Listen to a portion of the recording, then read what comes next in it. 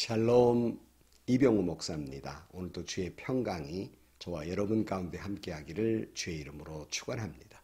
오늘도 주님과 동행하고 주의 말씀과 동행하는 하루가 되시기를 주의 이름으로 간절히 축원합니다. 오늘 아침 하나님께서 우리에게 허락해 주신 말씀은 마태복음 14장 22절에서 36절 말씀입니다. 예수께서는 곧 제자들을 재촉하여 배에 태워서 자기보다 먼저 건너편으로 가게 하시고 그동안에 무리를 헤쳐 보내셨다.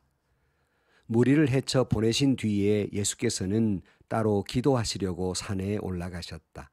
날이 이미 저물었을 때에 예수께서는 홀로 거기 계셨다. 제자들이 탄 배는 그 사이에 이미 육지에서 멀리 떨어져 있었는데 풍랑에 몹시 시달리고 있었다. 바람이 거슬러서 불어왔기 때문이다. 이른 새벽에 예수께서 바다 위로 걸어서 제자들에게로 가셨다. 제자들이 예수께서 바다 위로 걸어오시는 것을 보고 겁에 질려서 유령이다 하며 두려워서 소리를 질렀다. 예수께서 곧 그들에게 말씀하셨다. 안심하여라. 나다. 두려워하지 말아라. 베드로가 예수께 말하였다. 주님, 주님이시면 나더러 물 위로 걸어서 주님께로 오라고 명령하십시오. 예수께서 오너라 하고 말씀하셨다.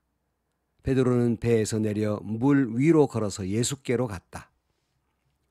그러나 베드로는 거센 바람이 불어오는 것을 보고 두려움에 사로잡혀서 물에 빠져 들어가게 되었다.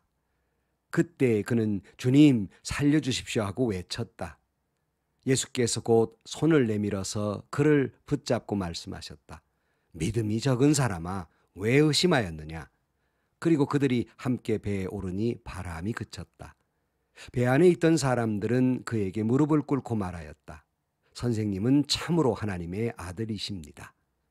그들은 바다를 건너서 게네사렛 땅에 이르렀다. 그곳 사람들이 예수를 알아보고 주위의 온 지방으로 사람을 보내어 병자를 모두 그에게 데려왔다. 그들은 예수께 그의 옷술만이라도 손을 대게 해달라고 간청하였다. 그리고 손을 댄 사람은 모두 나았다. 아멘. 예수님은 오병이의 기적을 베푸신 후에 또다시 홀로의 시간을 갖기 위해서 제자들과 사람들을 헤쳐 보내고 이제 산에 올라가십니다. 오늘 22절에 보면 예수께서는 곧 제자들을 재촉하여 배에 태워서 자기보다 먼저 건너편으로 가게 하시고 그동안에 무리를 헤쳐 보내셨다.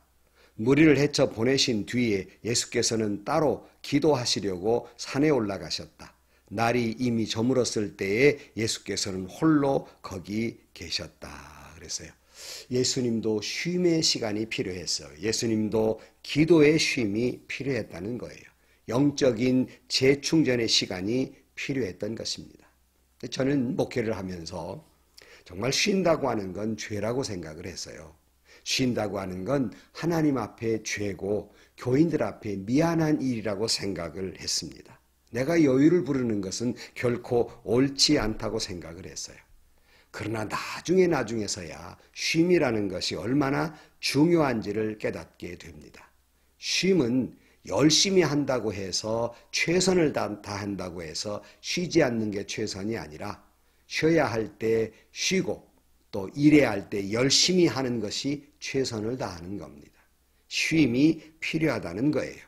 쉼을 통해서 몸도 이제 재충전하지만 자신을 되돌아보면서 방향을 다시 한번 재설정하고 회개할 건 회개하고 수정할 건 수정하고 그리고 힘을 얻어 새로운 방향성을 갖게 돼야 한다는 것입니다.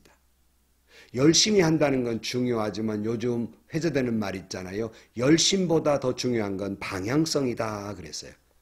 방향이 잘못됐는데 그 사람이 열심히 하면 열심히 할수록 훨씬 더 잘못된 방향으로 가게 된다는 것입니다.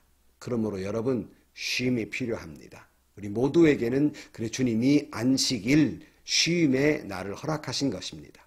쉰다고 하니까 요즘 힐링 여행 그래가지고 여기저기 여행만 그렇게 다니라는 말이 아니라 영육이 쉬어야 하는 것은 곧 예배의 시간입니다. 세상에 아주 복잡하고 어지러운 세상, 머리 아픈 세상에 살다가 주님 앞에 고요히 예배를 드리면서 기도하면서 말씀 듣고 거기에서 힘을 얻고 위로를 받고 방향을 재설정하고 영혼이 쉼을 얻고 육신이 쉼을 얻는 것, 바로 이것이 기도의 시간이며 이것이 예배의 시간인 것입니다. 여러분, 쉴 때 쉬어야 합니다.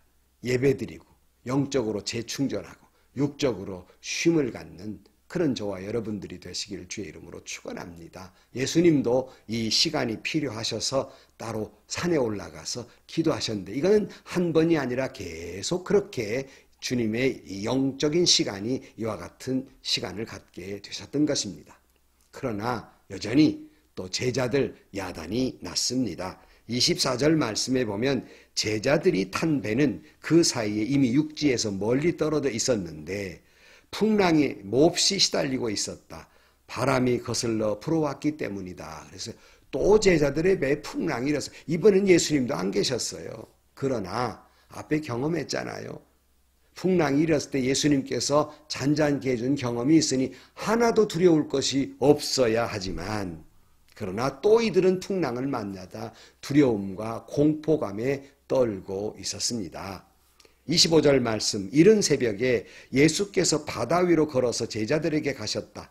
제자들이 예수께서 바다 위로 걸어오시는 것을 보고 겁에 질려 유령이다 하며 두려워서 소리 질렀다 그랬어요. 이들이 얼마나 두려움과 공포심에 휩싸였는지, 예수님이 저기서 바다 위를 걸어오시는데 예수님도 안 보였어요. 하나님도 안 보였어요. 성령님도 안 보였어요. 유령만 보였어요.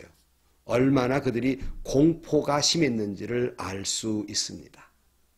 평안할 때는 주님이 어떻고 성령이 어떻고 은혜가 어떻고 야단이지만, 막상 이 바람이 불고 풍랑이 일면 그거 다 잊어버리고 주님도 못 알아보고 하나님도 못 알아보고 성령도 못 알아보고 맙니다. 주님 이렇게 말씀하십니다. 27절 말씀, 예수께서 그들에게 말씀하셨다. 안심하여라, 나다, 두려워하지 말아라 그랬어요. 여러분, 요즘 어떤 일을 만나서 두려워 허둥대고 어쩔 줄 몰라 하십니까? 코로나 때문입니까? 아니면 경제적인 어려움입니까? 가정적인 어려움입니까? 교회의 어려움입니까? 주님 오늘 말씀하십니다. 안심하라, 나다, 두려워하지 말라. 오늘 이 음성을 듣게 되기를 주의 이름으로 축원합니다. 어렴풋이 여러분 어린 시절 요즘 어린 아이들을 보시면 낮잠을 자다가 어렴풋이 이제 불어오는 바람에 잠을 깨다 보면 왠지 모르는 공포감, 나홀로 있다는 공포감 속에서 아이가 울게 되지요. 이때 부엌에 일하던 엄마는 얼른 알아듣고 애기야 나다, 엄마다, 엄마 여기 있다라고 하는 그 음성을 듣고 어린아이는 울음을 그치고 안도의 숨을 쉽니다. 바로 이 말씀입니다. 이 주님의 사랑의 음성, 이 평화의 음성, 은혜의 음성을 들으시고 나다 두려워하지 말아라 이 음성을 듣고 오늘 또 이 두려워 떠는 공포심이 평화가 있고 위로를 받고 용기를 얻게 되기를 주의 이름으로 축원합니다. 이것을 본 베드로가 예수님이 바다 위를 걸어오니까 나도 걷게 해달라고, 대단한 믿음이에요. 어떻게 그런 말을 할 수 있을는지, 주저없이 나도 걷게 해달라고.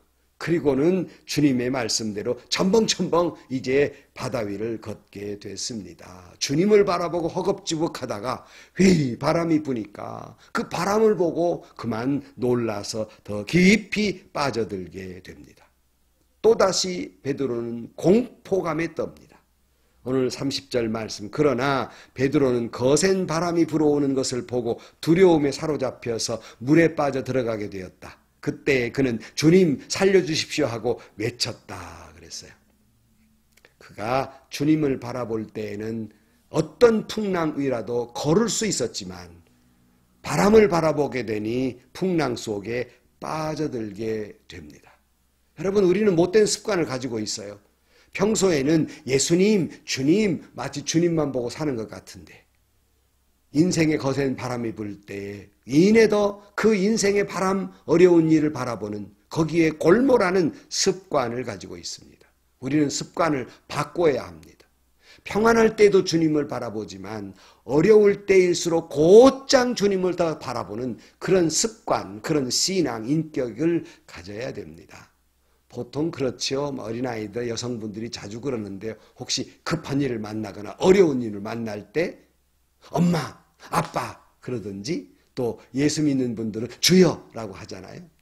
주님을 바라보는 습관, 이 급한 상황 속에서 예수를 바라보는 믿음이 필요하게 됩니다.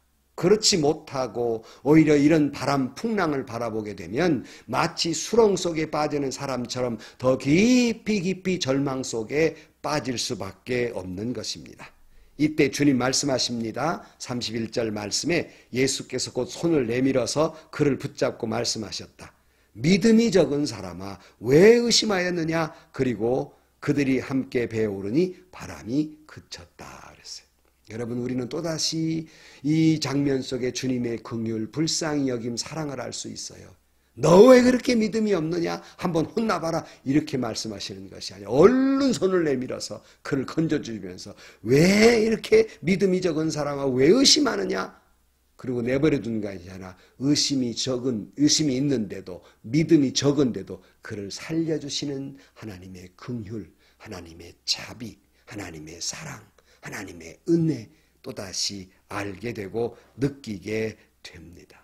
오늘 우리도 비록 믿음이 적지만 때로는 주님을 의심도 하고 공포심에 두려워 떨고 그렇게 부족한 믿음을 가지고 있지만 그래도 주님은 여전히 나를 불쌍히 여기시고 사랑하시고 나를 붙들어 주시고 이 수렁에 건져 주시고 인도해 주실 줄로 믿습니다. 우리는 여기에 희망을 거는 거지요. 여기에 용기를 갖는 거지요.